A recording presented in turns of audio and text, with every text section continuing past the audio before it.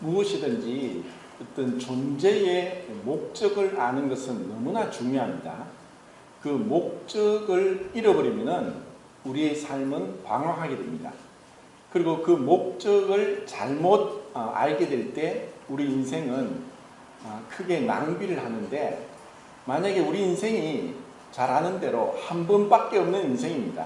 그런데 한 번밖에 없는 인생 가운데 나의 존재의 목적, 내 삶의 목적, 그리고 내 미래의 어떤 목표를 향해서 그 목적을 달성할 것인가 하는 것에 대해서 분명하지 않으면 우리 인생은 헛되고 헛된 인생, 그리고 허무한 인생이 됩니다. 근데 우리가 그리스도인들이 먹든지 마시든지 무엇을 하든지 다 하나님의 영광을 위하여 하라는 그 고린도전서 10장 31절 말씀을 너무나 잘 알고 있지만, 그 하나님의 영광을 위한 게 무엇인지 구체적으로 또 만약에 질문을 한다면 예, 하나님의 영광은 이렇습니다 하고 대답하기가 쉽지 않습니다. 그래서 지난 시간에 제가 하나님의 영광은 하나님께서 나타나시고 계시되고 보여지고 알려지는 것이다, 하나님의 어떠하심이 이제 드러나는 것이 하나님의 영광이다 라고 말씀을 드렸습니다. 그런데 이것을 잘못할 때 그 이사야서 42장 8절에는 내 영광을 우상에게 주지 않겠다. 그래서 이 영광을 우리의 목적을 분명히 알지 못하면은 우상이 들어와서 얼마든지 우리의 그 삶을 삐뚤어지게 하고 잘못된 길로 가게 하고 헛된 인생이 되도록 한다는 것, 그것이 바로 우상이고, 이것은 이제 이스라엘 백성들에게 우상은 너무나 분명하게 눈에 보이도록 드러났습니다. 그런데 그것은 사실 그들의 마음속에 숨겨져 있었던 것인데 시간이 지나서 드러났을 뿐입니다. 자, 오늘 하나님께서 우리 인생 전반적으로 모든 우리 인생 가운데 믿는 자든지 믿지 않는 자든지 어떠한 경우에서든지 하나님은 자신의 영광을 드러내신다. 그리고 그것을 위해서 이 세상을 창조하셨다. 이 세상의 창조의 목적은 하나님의 영광을 위한 것이다. 그래서 믿는 자들도 하나님의 영광을 위해 창조하셨고 또 믿지 않는 자들도 그분의 영광을 위해 창조하셨다 하는 것을 말씀을 드립니다. 이게 무슨 말이냐? 자, 출애굽기 14장 4절을 찾겠습니다. 출애굽기 14장 4절. 자, 한 목소리를 크게 같이 읽도록 하겠습니다. 시작.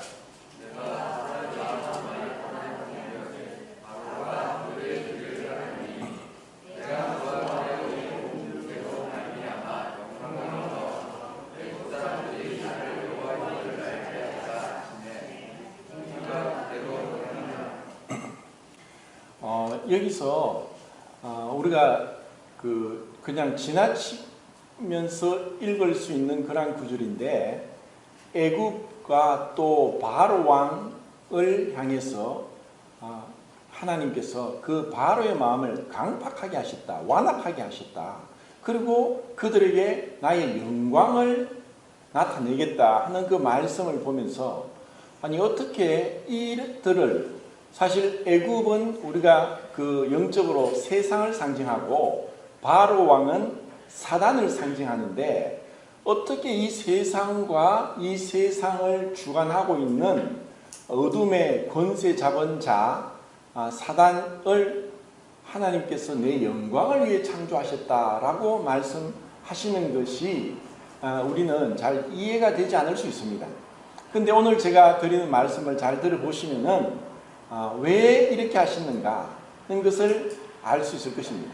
사실 처음 제가 영광을이라는 단어를 뜻을 제가 설명드릴 때 그 단어에 대한 설명을 잘 생각하시면은 이 말씀의 뜻도 이해하기가 쉬울 겁니다.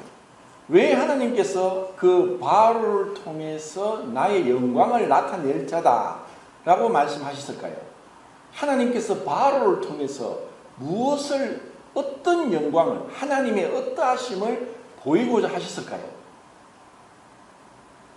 자, 바로는 우리가 출애굽기에서 출애굽을 하기 전까지 바로는 10번이나 하나님 백성들을 내보내겠다는 말씀을 거절합니다. 보내지 않습니다.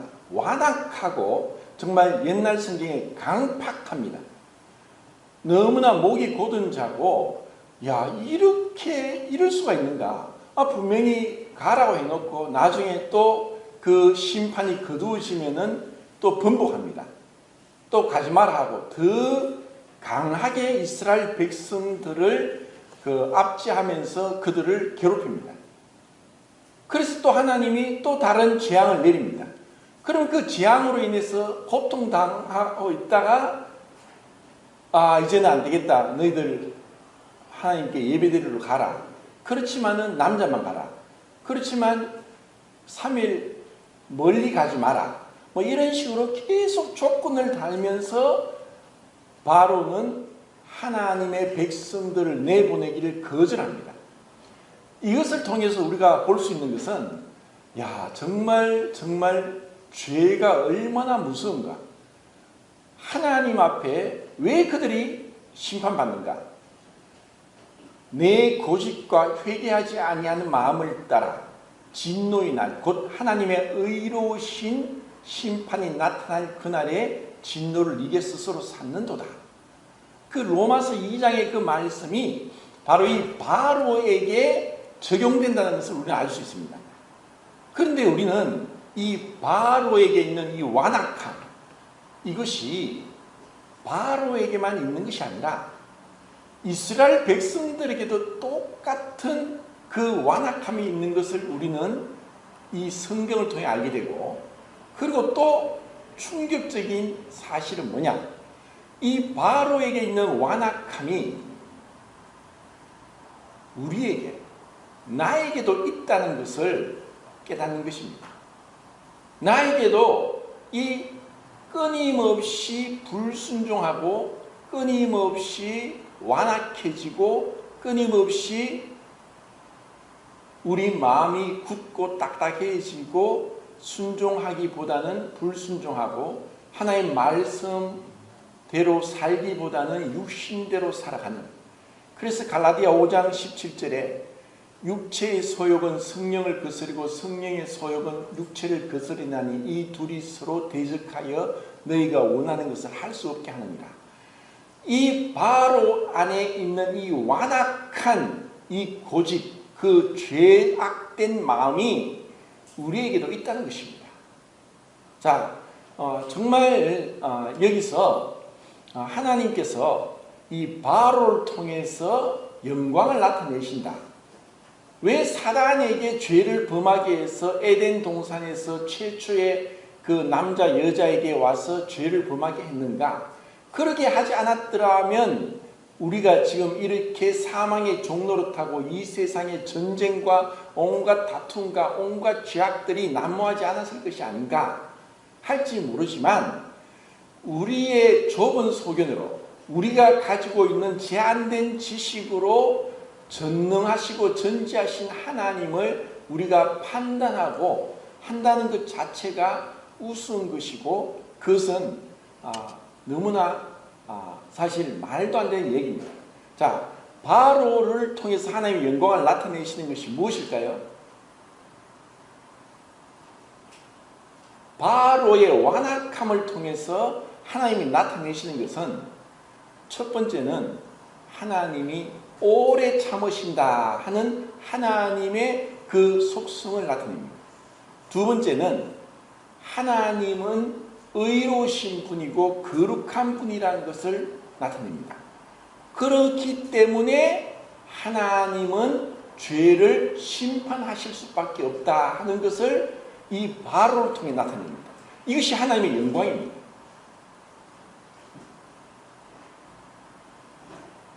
자, 하나님께서 영원부터 영원전까지 항상 동일하신 그 하나님이 항상 계셨습니다. 그분은 변함이 없습니다. 그런데 우리 인간은 피조물은 피조물, 만들어진 이 피조물은 천사든 그렇고 천사든 인간이든 동물이든 어떤 존재냐? 불변한 존재가 아닙니다. 만약에 불변하다면 하나님이죠. 가변적인 변할 수 있는 존재가 피조물입니다. 그래서 이 변할 수 있다는 것은 시간이 지나면서 바뀐다는 겁니다. 우리 인간은 사실 지금 우리가 이 자리에 있지만 시간이 지나면서 문제가 생기고 어떤 어려움들, 고난이 생기고 역경이 생기고 또 슬픈 일, 또 정말 황당한 일, 황망한 일, 그리고 뭐 다윗이 당했던 심히 궁급했다, 심히 궁급한 그런 일들을 당할 때에 우리에게 어떠한 반응이 나올지는 나도 모르고 아무도 모릅니다. 그런데 하나님은 그 모든 걸 다 알고 계십니다. 왜냐? 우리는 시간이 지나고 어떤 문제가 있고 그 문제에 대해서 나도 모르게 그 문제에 어떤 반응을 보이게 되는데 하나님은 그 시간을 통해서 우리가 어떠한 존재인지를 드러내시고 밝히시고 알도록 깨닫도록 한다는 것입니다. 그러면서 하나님께서 그분의 영광이 어떠함을 보여주시는 겁니다. 그래서 이 우리에게 있어서는 하나님을 알 수 있는 것은 이 시간이란 것이 필요하고, 두 번째는 우리에게 여러 가지 문제들을 닥치면서 그 문제 가운데서 하나님이 어떻게 우리를 대하시는가를 통해서 그분의 우리가 몰랐던 그분의 성품들, 그분의 그 존재와 속성들이 드러난다는 것입니다. 조금 어려운 것 같지만, 자, 또다시 로마서 9장 보겠습니다. 로마서 9장 22절, 23절입니다. 언젠가 예배 시간에 어떤 형제님이 이제 이 말씀을 읽는 것을 들었는데, 이 로마서 9장 22절, 23절은 많은 것들을 많은 의미를 내포하고 있습니다. 그래서 오늘은 그 영광에 대해서 만 이제 초점을 맞추고 이 말씀을 한번 설명해 보겠습니다. 자, 22절, 23절 읽겠습니다. 시작. 만약 하나님이 그의 진노를 보이시고 그의 능력을 알게 하고자 하사 멸하기로 준비된 진노의 것을 오래 참으시고 강화하시고 또한 영광받기로 예비하신 바 국물의 것에 대하여 그 영광의 풍성함을 알게 하고자 하셨을지라도 무슨 말을 하리요. 자, 이 말씀에서 이제 이 말씀은 22절, 23절이 대구법으로 서로 대조해서 기록되었는데, 멸망받기로 준비된 진노의 그릇과 영광받기로 예비된 긍휼의 그릇. 그래서 그 진노의 그릇을 향해서는 오래 참으시고 관용하시지만, 영광받기로 준비된 긍휼의 그릇을 향해서 그분이 영광의 부요함을 나타내신다라고 했습니다. 그리고 22절에서는 이것이 원래 원어의 문법으로는 완료 수동태로 되어 있고, 이것은 수동태 문장입니다. 그런데 23장에서는 이것은 능동태 문장입니다. 자, 그 멸하기로 준비된 진노의 그릇은, 이것은 우리 모든 인류를 이 말씀을 통해 우리는 알 수 있습니다. 왜냐하면 모든 사람은 사실 하나님 앞에 죄를 범해서 아담의 죄로 인해 모든 사람이 죄를 범하게 됐다. 그래서 그 죄의 결과로 사망이 왔는데 모든 사람이 죽기 때문에 모든 사람이 죄인이라는 것입니다. 그것은 아담 이후로 어떠한 사람도 하나님 앞에서 그 멸하기로 준비되지 않은 자가 없고, 모든 사람은 하나님의 심판을 피할 수 없는 자입니다. 여기서 잘못 이 말씀을, 아니면 성경 전체적으로 오해하는 게 뭐냐면은, 하나님은 이중 예정을 했다. 그래서 선택받은 자를 예정했고 멸망받을 자도 예정했다고 했을 때 하나님이 굉장히 불의하신 분으로 오해할 수 있는 것입니다.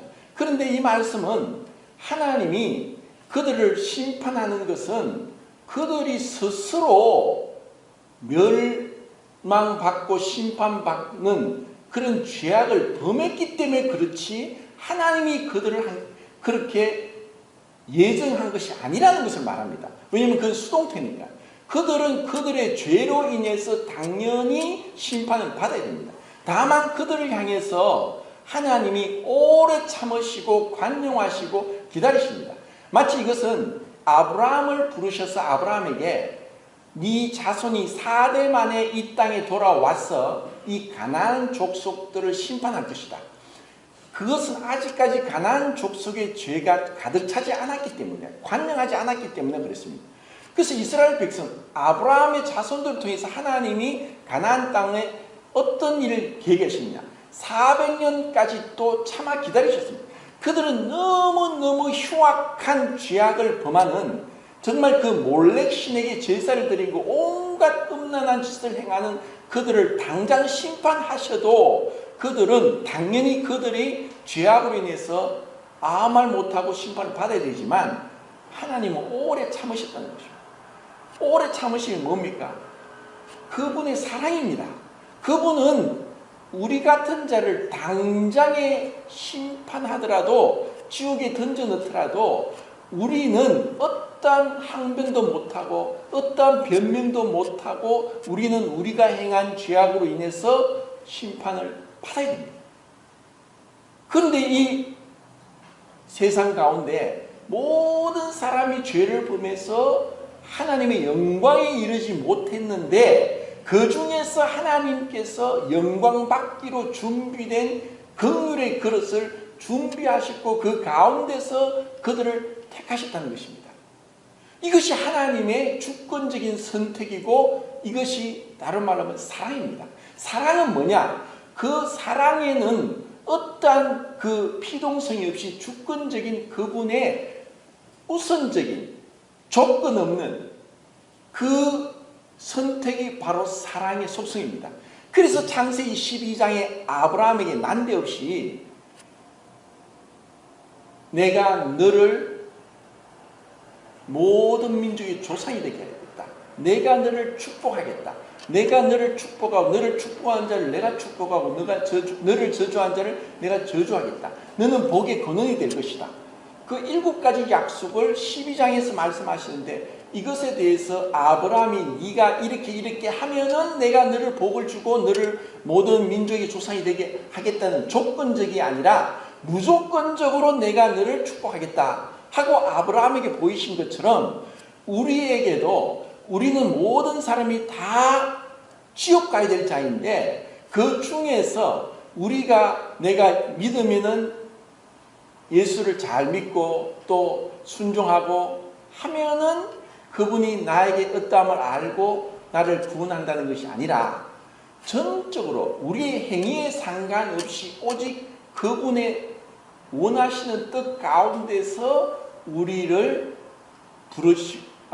미리 아신 자를 미리 정하시고 정하신 자를 부르시고 부르신 자를 어렵다 하시고 어렵다 하신 자를 영화롭게 하셨느니라 하는 로마서 8장의 그 황금사슬 5가지 고리, 그분의 전적인 그 아신다, 그분의 전적인 그 사랑으로 인해서 우리가 주님의 택하심을 받고 우리는 이렇게 그 영광에 들어가기를 준비되며 살고 있다는 것입니다.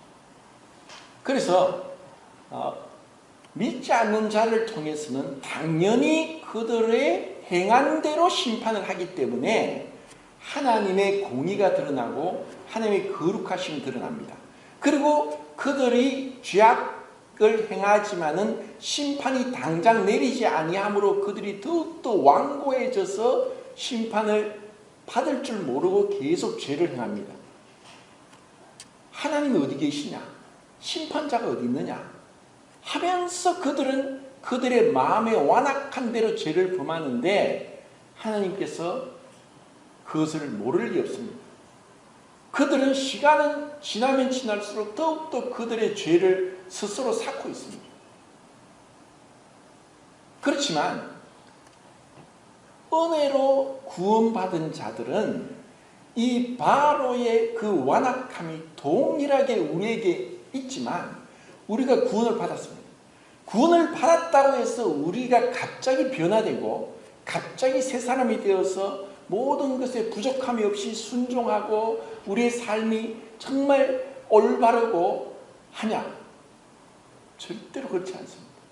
우리 구원받은 우리에게도 동일하게 바로의 완악함, 그 불순종하는 그 마음이 여전히 우리에게 있기 때문에 우리는 시간이 지나면서 왜 내가 구원받았는데 왜 이럴까? 내가 영생을 얻었는데, 내가 모든 죄를 용서받았는데, 내 시민권이 하늘에 있는데 왜 내가 이 죄를 범하고 또 넘어지고 또 내가 원하지도 않는 것을 행하면서 왜 내가 이렇게 좌절 가운데 빠질 수밖에 없는가? 오라 나는 공고한 사람이로다. 내가 원하는 것을 하지 않고 내 안에 죄의 법이 있구나. 이 죄의 법이 나를 사로잡아 오는구나 하는 이런 어떤 절규를 우리는 가지게 됩니다. 그러면 그럴수록 우리가 아직 죄인 되었을 때 그리스도께서 우리를 위하여 죽으심으로 우리에 대한 자기의 사랑을 확정하셨다. 우리가 착하고 순종하고 우리가 그런 잘난 사람이 아니라 정말 형편없는 죄인이고 원수고 흉악한 자인데도 불구하고 우리를 구원하셨는데 이제 구원받고 나서 분명히 구원은 분명한데 왜 내가 이렇게 말씀대로 살지 못하고 거룩하지 못하고 순결하지 못한가? 그러면 우리의 이런 연약함으로 넘어지고 우리가 좌절 가운데 빠지고 죄를 범할지라도 그때 우리가 어떻게 하나님께 영광을 돌리냐? 이 구원은 나의 것이 아닙니다. 이 믿음도 나의 것이 아닙니다. 전적인 하나님의 은혜입니다. 하나님의 은혜로 나를 부르셨습니다. 내가 자랑할 것이 없습니다. 이것을 예를 들면은 그 사울의 아들 요나단의 아들 머비보셋이 있습니다. 머비보셋은 그 우리의 인간적인 성정으로 역사 가운데서 만약에 머비보셋이 있었다면 이스라엘이고 아니고 우리나라가 아니고 유럽이고 모든 나라에서 그 머비보셋은 다윗이 왕자리에 올라가자마자 죽임을 당하는 것이 마땅합니다. 이것이 인류의 역사입니다. 그런데 그 다윗이 자기를 평생을 거쳐 죽이려고 달려들었던 그 사울의 손자 머비보셋을 쩔뚝발인 그 머비보셋을 왕의 자리에 같이 밥을 먹도록 초청하고 대우해 준 것이 왜 그랬습니까? 머비보셋 때문에 그렇습니까? 아닙니다. 요나단과의 약속 때문에 머비보셋에게 은혜를 베푸는 것입니다. 머비보셋은 알았습니다. 왜 죽은 개 같은 나에게 이와 같은 은혜를 베푸십니까? 나는 당장에 아버지, 할아버지 때문에 나는 죽어야 될 자가 아닙니까? 다윗은 요나단과의 약속 때문에 비록 그가 사울의 손자임에도 불구하고 요나단 때문에 그의 은혜를 베풉니다. 우리가 왜 이런 은혜, 그 주님의 오래 참으심, 그 믿지 않는 자와 바로에게도 오래 참으셨지만 우리 그리스도인들에게도 오래 참으십니다. 왜? 그리스도 안에 있는 약속 때문에, 그리스도로 맺은 새 언약 때문에, 그리스도께서 순종하심 때문에 그 순종이 나의 순종이 되고 그분의 의로움이 나의 의로움이 됩니다. 그래서 우리는 내가 비록 실패하고 넘어지고 그리고 부끄러운 죄 가운데 행했을지라도 주님, 왜 나에게 이렇게 감당할 수 없는 은혜를 주십니까? 왜 이렇게 이 주체할 수 없는 사랑을 베푸십니까? 내가 무엇입니까? 나의 행위대로가 아니라 전적인 그분의 주권적인 사랑으로 인해서 우리를 대우하신다는 겁니다. 이것을 통해서 그분은 영광을 받으십니다. 정말 사랑이 무엇인지를 우리로 하여금 깨닫게 하기 위해서 우리를 구원하셨습니다. 그분의 그 영광의 부요함이 얼마나 큰가를 알게 하기 위해서 우리를 택하셨습니다. 그래서 지난 시간에 제가 이 영광은 그분이 어떠함을 나타내는 건데, 자, 로마서 4장 20절에 뭐라고 있습니까? 아브라함이 백세나 되어서 모든 게 절망이고 끝이 났는데 그 아브라함이 백세간 아브라함에게 아들을 주십니다. 아브라함이 어떤 노력입니까? 그의 어떤 잘남이었습니까? 전적으로 아브라함은, 사라는 죽었습니다. 자식을 낳을 수 없는 상황입니다. 불가능합니다.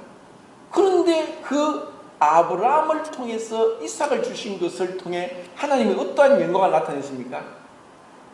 그분의 전능하심을 나타냈습니다. 그분의 창조의 능력을 나타냈습니다. 이것에는 아브라함이 어떠한 것도 있지 않습니다. 자, 아브라함이 창세기 15장 6절이 무엇입니까? 아브라함이 하나님을 믿으니 그 믿음을 의로 여기셨다. 자, 이것이 이신칭이 믿음으로 의롭다함을 받는 이 말씀이고 로마서에 기록되어 있습니다. 그런데 아브라함의 믿음은 어디에서 비롯됐습니까? 하나님의 무조건적인 선택, 그분의 사랑으로 인한 결과가 그 믿음입니다. 결국 그 믿음은 이 시간을 통해서 아브라함에게 주어졌고 그리고 나타났습니다.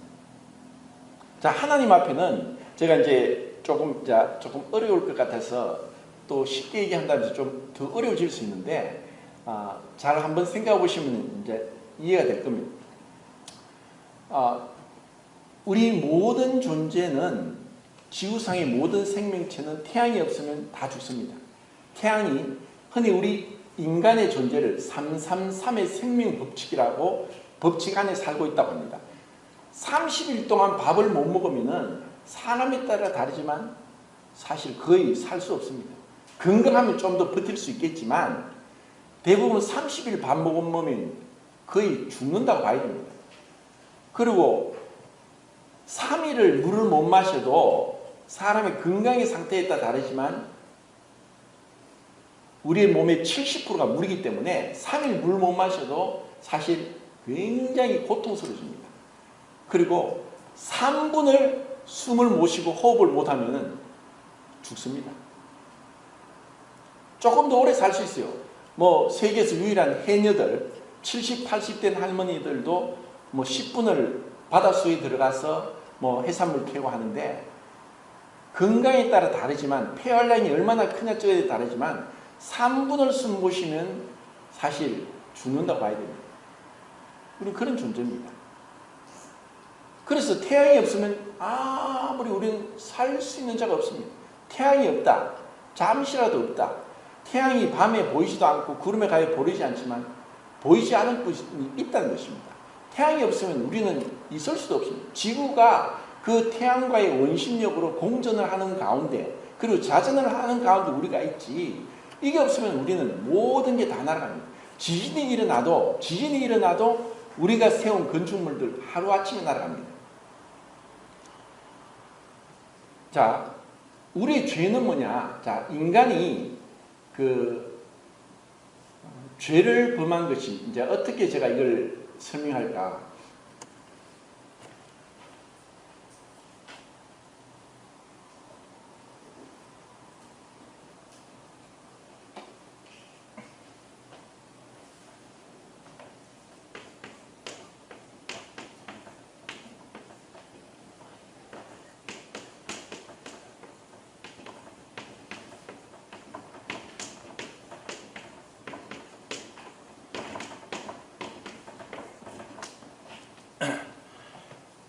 이사야서 42장 8절에 나의 영광을 우상에게 주지 않겠다라고 하시는데, 우상은 뭐냐 하면은 항상 그 앞에 자기를 위하여 우상을 만들지 말라 했기 때문에 그 우상은 자기의 영광을 구하는 것입니다.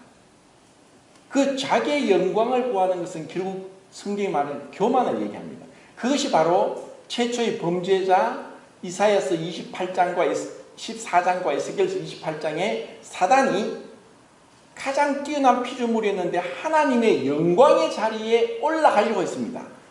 이것이 교만, 그 교만의 죄가 시작이고, 이것이 우리 인간에게도 와서 네가 이것을 먹으면 하나님과 같이 된다. 하나님의 차례에 올라간 그 교만이 바로 이 우상이고 그 자기의 영광을 구한 것이었습니다.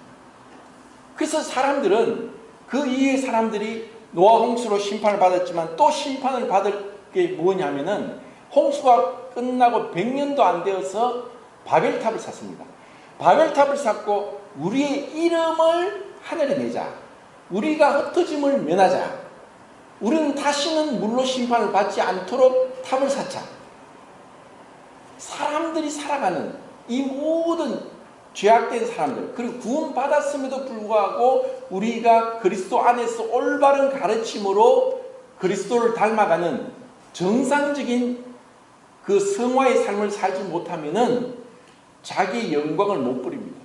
이 깊숙이 숨겨져 있는 이 자기 영광, 자기가 드러나고 영광받고 자기의 어떤 권세와 능력을 떨치고자 하는 것, 이것이 바로 죄고, 이것이 얼마나 무서운지 알았기 때문에 요한일서 5장 21절에 자녀들아 너희 자신을 지켜 우상에서 멀리하라. 자, 이 믿음은 그 자기 영광이 아니라 믿음은 자기 부인입니다. 믿음은 내가 아니라 하나님께 영광을 돌리는 겁니다. 우리 그리스도인이 올바른 삶을 살기 위해서는 정말 하나님께 영광을 나의 것이 아니라, 내가 나되면 나의 어떠한 잘남이 아니라 하나님의 은혜다.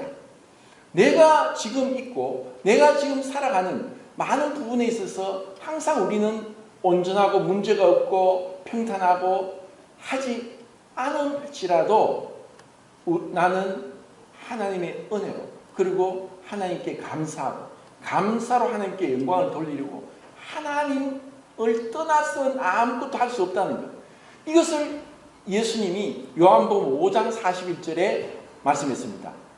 나는 나의 영광을, 나는 내가 스스로 영광을 취하지 않는다. 나는 내 영광을 위해 살지 않는다.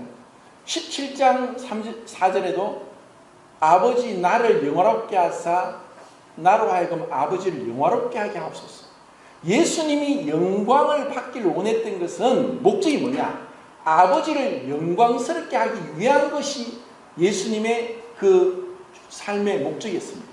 예수님은 왜? 하나님의 영광과 형상은 예수 그리스도고, 예수 그리스도의 영광과 형상은 남자입니다. 그리고 남자의 영광이 여자입니다. 그래서 이 남자는 예수 그리스도의 영광이기 때문에 우리는 드러나야 되지만, 남자의 영광은 가려져야 되기 때문에 여자는 너를 선다고 했습니다. 그리고 진정한 그 예수님이 우리에 오셔서 가르쳐 주고자 하는 것은, 하나님께서 남자를 창조하고 남자를 깊이 잠들고 갈빗대로 여자를 만든 것처럼 그 존재의 목적, 우선순위, 그 영광이 어디에 있는가를 예수님이 오셔서 삶으로 직접 보여주셨습니다. 내가 온 것은 내 뜻을 행하려 옴이 아니라 아버지 뜻을 행하기 위해 왔다. 내 말은 내 뜻이 아니라 아버지의 말씀이다. 나는 내 뜻대로 행하지 않는다. 오직 아버지 뜻대로 행한다. 전적으로 예수 그리스도의 삶을 통해서 아버지께 영광을 돌리는 게 무엇인지를 보여주셨습니다. 이것은 우리에게 그 남자 여자의 관계를 통해서 죄를 범하고 나서 창세기 3장 16절에 여자는 너는 남편을 다스리려고 하지만 남편은 너를 지배할 것이다. 결국 우리 인간의 삶의 모든 삶의 깊숙한 동기에는 자기 영광, 자기의 어떤 능력, 자기의 어떤 지배권을 행사하려는 것으로 인해 나타났습니다. 그런데 이 모든 걸 깨뜨린 분이 예수님입니다. 예수님은 아니 어떻게 하나님인데 인간의 몸을 입고 왔습니까? 아니 모든 피조물이 그분 앞에 발에 엎드려 절하고 아니면 그분을 보면 죽을 수밖에 없는 두려운 하나님인데 왜 이 땅에 종의 형체를 가졌고 왜 우리들을 섬기십니까? 왜 그분이 십자가에 죽으셔야 했습니까? 그 예수님은 정말 우리의 기준, 상식, 인간적인 관점에서는 십자가는 미련한 것이고 거리끼는 것이고 어리석은 것입니다. 그런데 예수님이 우리에게 보여준 것은 전적으로 아버지 뜻을 위해서, 아버지 영광을 위해서 그 모든 말씀과 삶 가운데 아버지만을 높이기 위한 것이 무엇인지, 결국 그것은 그분이 아버지를 얼마나 사랑하는가를 그분의 삶을 통해 보여주셨습니다. 결국 하나님이 우리에게 원하시는 것은 내가 나를 사랑하느냐, 내가 얼마나 하나님을 사랑하느냐. 자, 로마서 15장 7절 보겠습니다.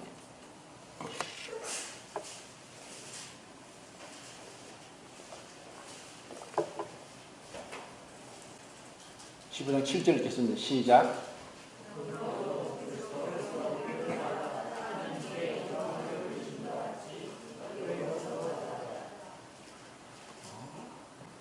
자, 예수님이 오셔서 우리를 받아 하나님께 영광을 돌렸다. 자, 예수님이 우리를 받으심에 대해서 무엇이 나왔느냐? 용서가 무엇인지, 사랑이 무엇인지, 그분의 자비가 무엇인지, 그분의 인자하심이 무엇인지, 그분의 오래 참으심이 무엇인지를 예수님이 그 몸을 입고 이 땅에 오셔서 보여주셨습니다.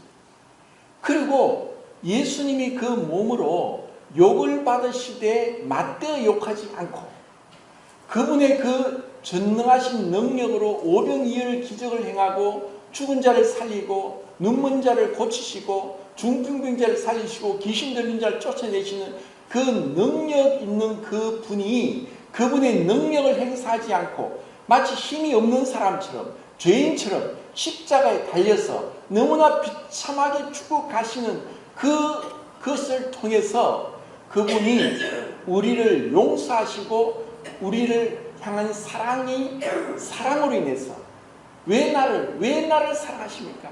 왜 나 같은 자를 사랑하십니까? 그 사랑을 보여주기 위해서 예수님이 우리를 받으시고 아버지 앞에 하나님의 자녀가 되게 하셨습니다. 그래서 우리를 이제 우리에게 말씀합니다. 너희도 서로 받으라. 우리 인간이 제일 못하는 게 용납하는 것, 판단하지 않고 사랑하는 것, 품어주는 것. 실제로 우리는 어떤 의미에서 내 몸에서 난 자식도 판단이 되고 용납이 안 되고 화를 내고 내 성질대로 하고 하는 것이 우리에게 깊숙이 들어와 있습니다. 그래서 하나님은 가정을 통해서 사랑이 뭔지를 배우게 하셨고 교회를 통해서 사랑이 무엇인지 배우게 하셨습니다. 왜 가정을 통해서 교회를 주셨느냐? 하나님 앞에 우리의 실체, 내 본 모습, 내 마음속에 깊이 숨겨진 것이 뭐냐? 야, 나는 정말 누구를 사랑할 수 없는 지독하게 이기적이고 자기 중심적이고 그리고 참지 못하고 관용하지 못하고 용서하지 못한 그런 자인 걸 깨닫게 하는 겁니다. 그래서 그럴 때마다 주님을 보게 하는 겁니다. 주님의 그 용서, 주님의 사랑, 주님의 오래 참으심이 나를 통해 나타나도록, 내 안에 그리스도가 나타나도록. 그래서 내가 그리스도와 함께 죽은 자요 연합되어서 나는 내가 아니요 오직 내 안에 계신 그리스도다. 내가 사는 것은, 내가 육체 가운데 사는 것은 나를 사랑하사 나를 위하여 자기의 목숨을 버리신 하나님의 아들의 믿음 안에서 사는 것이다. 이것이 갈라디아 2장 20절의 말씀의 뜻입니다. 내가 육체 가운데 사는 것을 왜 하느냐? 정말 나를 향한 사랑을 내가 알면 알수록 그 사랑을 받아서 이제 다른 사람에게 사랑을 나타낼 수 있는 것입니다. 그래서 예수님을 요한계시록에 충성된 증인이라고 했습니다. 충성된 증인, 시편에는 그 달을 증인이라고 했는데, 달은 뭐냐? 스스로 빛을 못 내는 위성입니다. 행성도 위성도 빛을 못 내고 빛은 오직 항성만 냅니다. 달이 빛나는 것은 항성인 태양의 빛을 받았기 때문에 빛을 내는 것이지 자기 빛이 아닙니다. 결국 우리가 빛을 내는 것은 내 것이 아니라 주님으로부터 받아서 내는 것입니다. 그러면 그 주님의 그 나타낸 갈라디아서 1장에 바울이 그랬습니다. 하나님이 나를 택하신 것은 내 속에 그를 나타내시기를 기뻐하실 때, 빌립보서 그 2장에 내 몸에서 그리스도가 존귀하게 되기를 원한다. 이를 인해서 결국 우리는 이 한 몸 가운데로 부름을 받고 나서 이 많은 다양한 사람들을, 왜 그들을 사랑해야 되느냐? 주님이 나 같은 자를 용납하고 사랑하셨기 때문에 사랑을 배우게 하기 위해서 우리를 한 몸으로 부르셨다는 것입니다. 그래서 너희가 서로 받으라.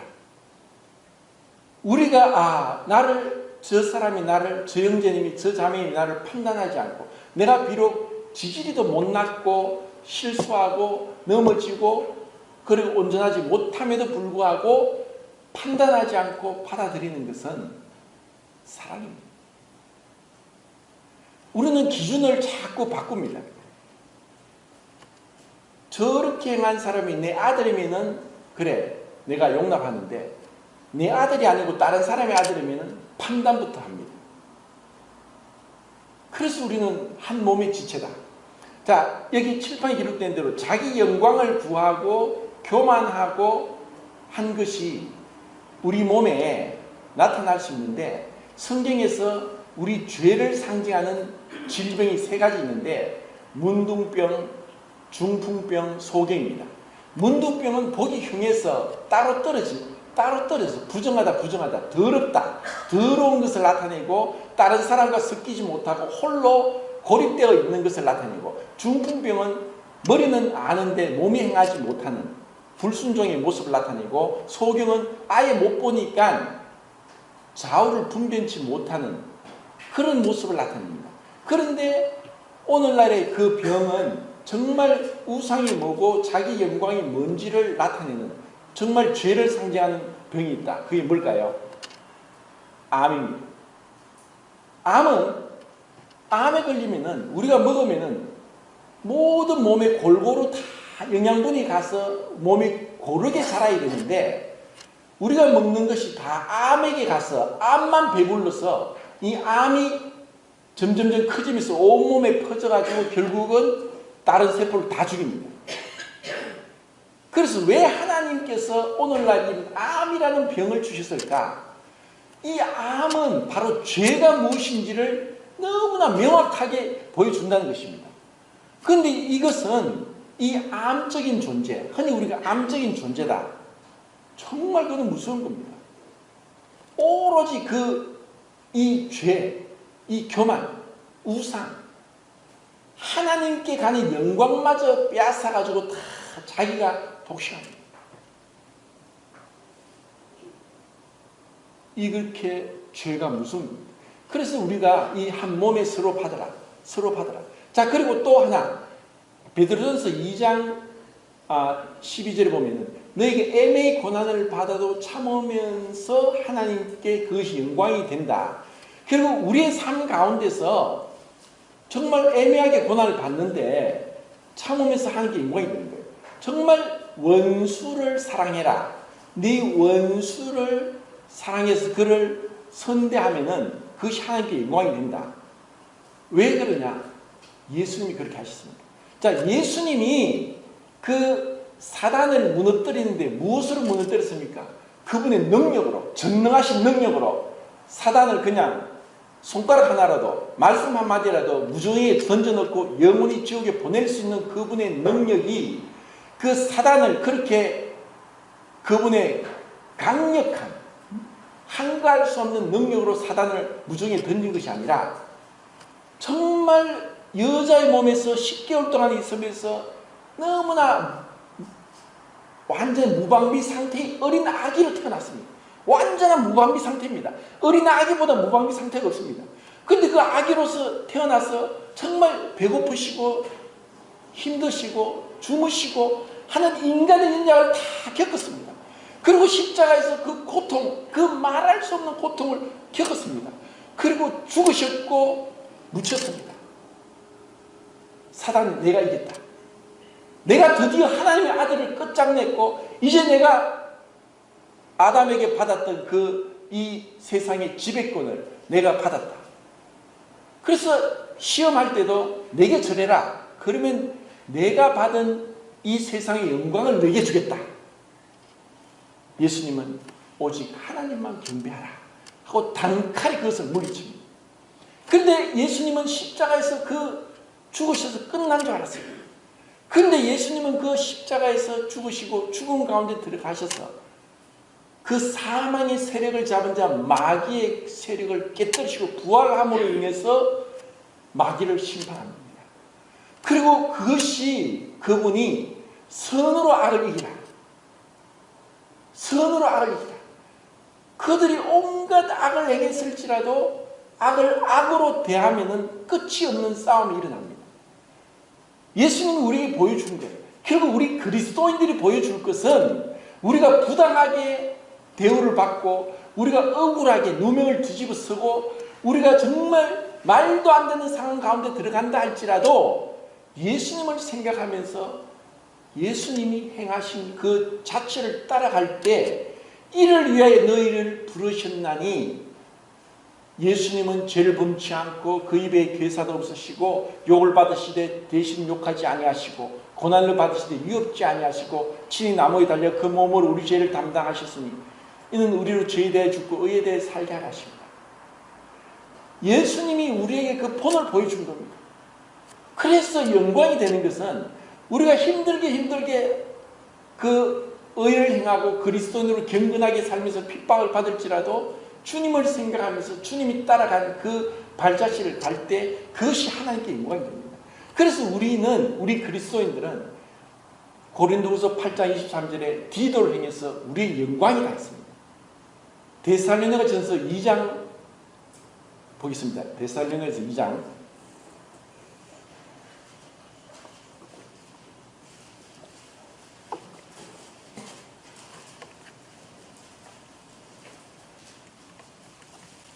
12절 시작.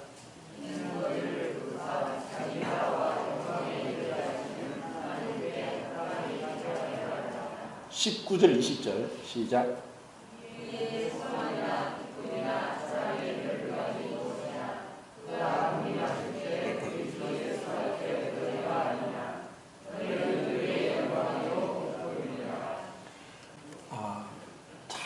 이것은 바로 한 몸된 사랑으로 연합되고 한 지체된 것이 무엇인지 바울이 데살로니가 교회를 향해서 너희가 우리의 영광이다.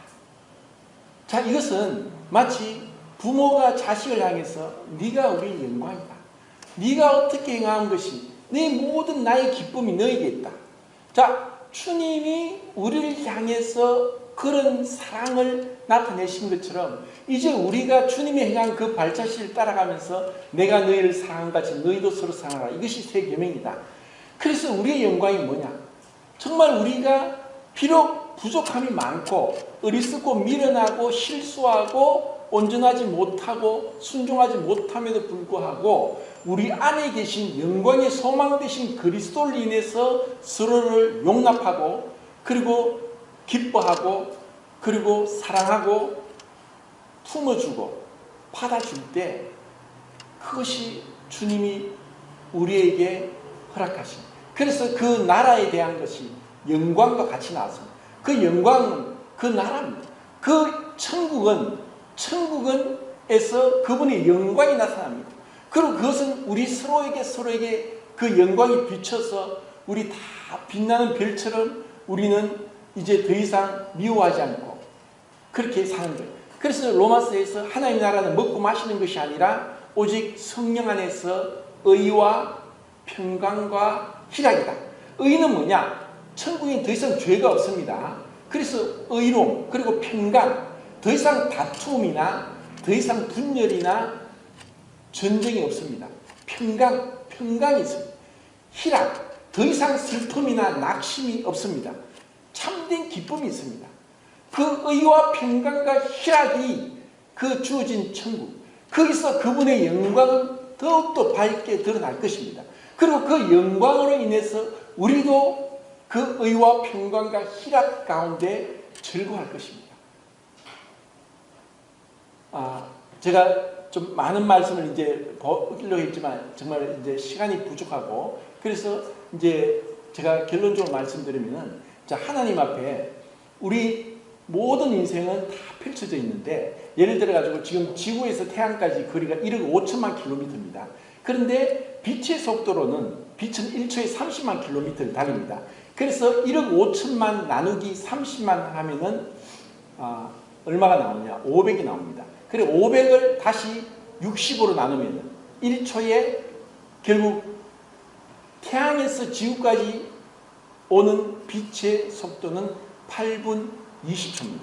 정확하게 29만 몇천 킬로미터의 빛의 속도인데 그 8분 19초 정도 되는데 30만을 잡으면 8분 20초 만에 이 태양의 빛이 우리에 옵니다. 그럼 우리가 보는 태양은 8분 20초 전에 과거의 태양입니다.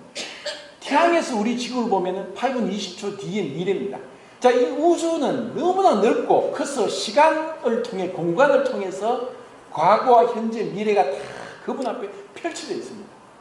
그분은 항상 현재입니다. 그분은 빛을 만드셨습니다. 모든 그 현재입니다.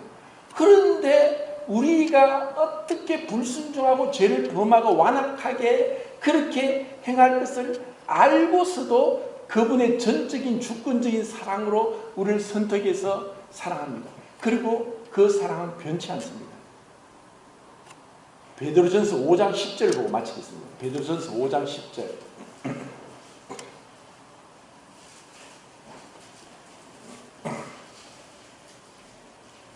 자, 같이 읽겠습니다. 5장 10절 시작.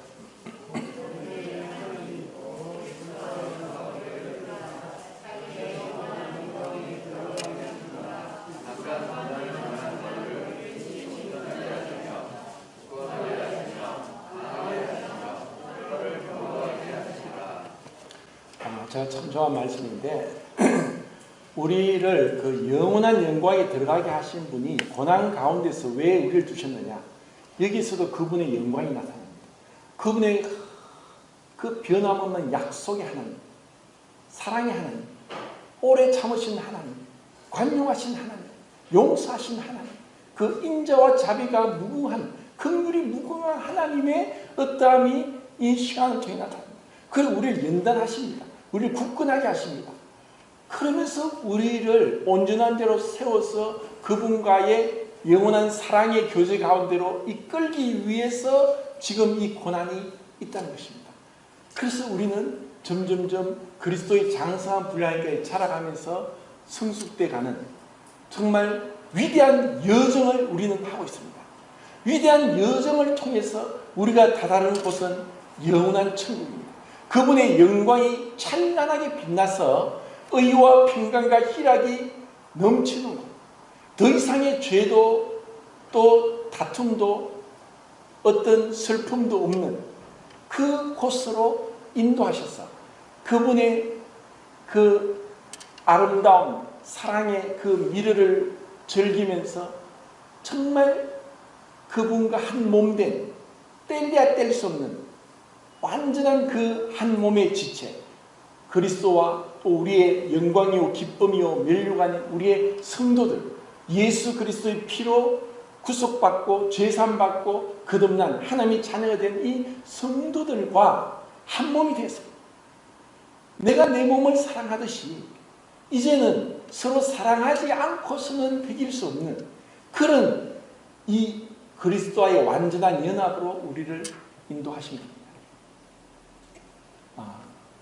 이제 이로써 이 하나님의 영광을 위한 말씀을 이제 마치겠습니다.